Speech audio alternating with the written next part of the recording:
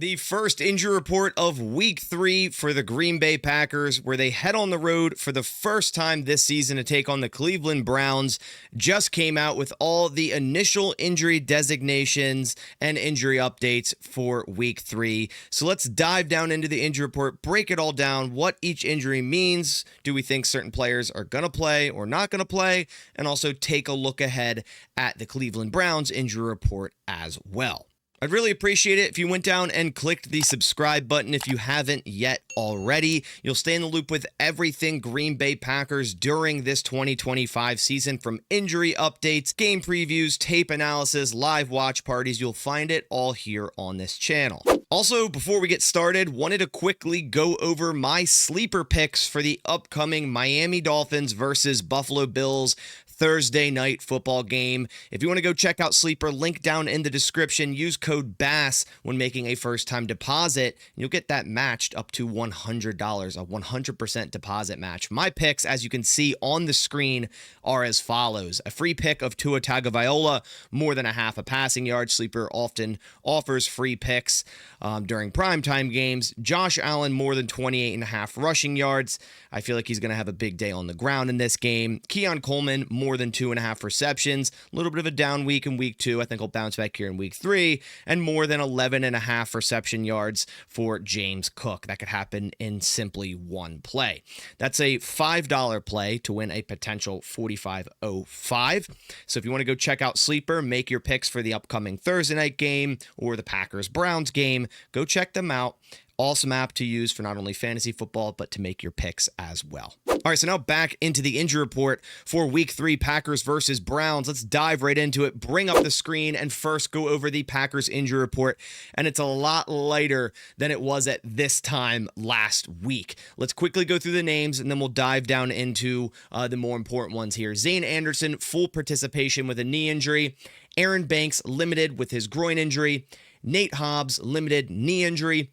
Josh Jacobs, ankle injury, a new addition here, limited. Jordan Love, full participant, left thumb. Bo Melton, shoulder injury, limited. Jayden Reed, foot/shoulder. Obviously, I did not participate here. He just was finished with surgery yesterday. And then Zach Tom, oblique, limited.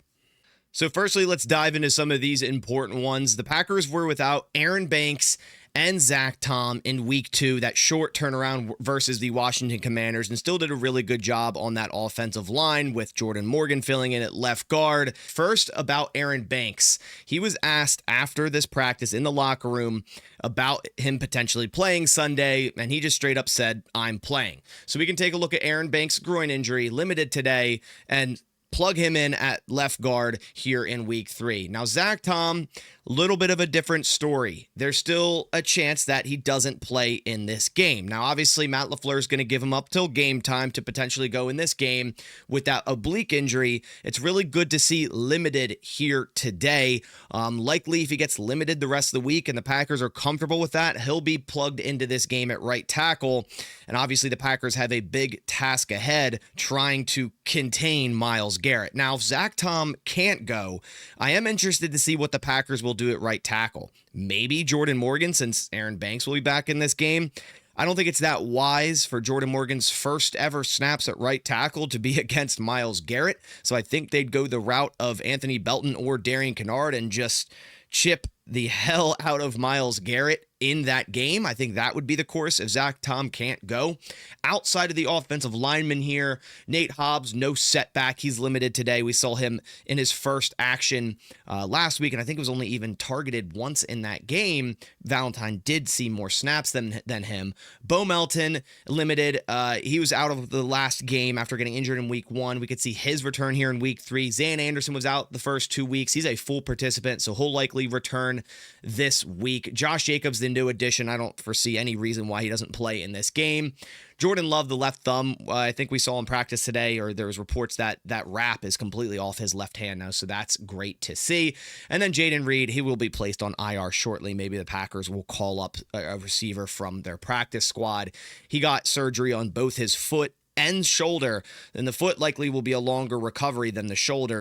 So the first predicted 6 to 8 weeks might end up being longer for Jayden Reed to potentially return. Obviously, that's a far way from right now, but that's definitely something to monitor moving forward. Another thing, very important thing to point out on this injury report, Micah Parsons is off of it with his horrible epidural needing back injury that we were all told why the Cowboys traded him away, and Jerry Jones fleeced the Green Bay Packers. Do you guys remember that? Do you remember when we were being told that this back injury was terrible?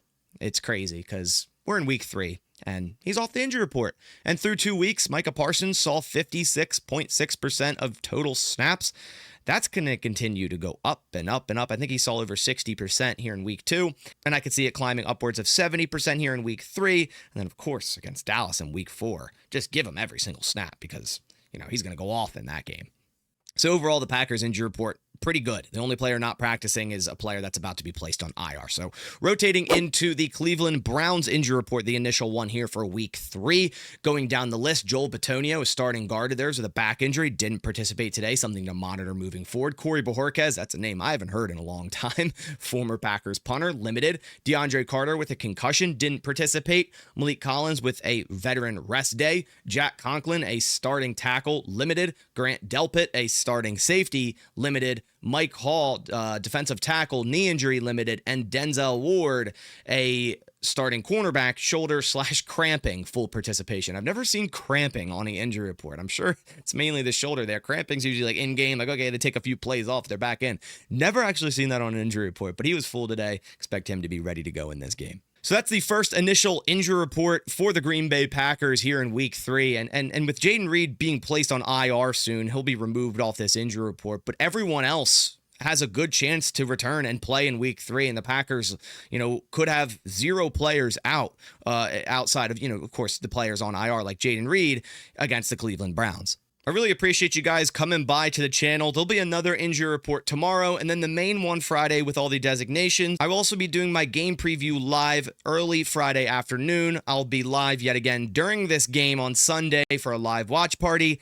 And of course, I'm live tonight on the NFC North Roundtable starting at 6 p.m. Eastern to discuss the previous games and the upcoming games with my NFC North rival counterparts. So make sure to go check that out. I'll likely post it on my community tab or just search NFC North Roundtable in your search bar. It'll pop right up. Also, do me a quick favor and go follow me over on TikTok. I've been releasing short form content, around 3-minute videos going over tape reviews of particular players from the previous week. So if that sort of thing interests you, go shoot me a follow.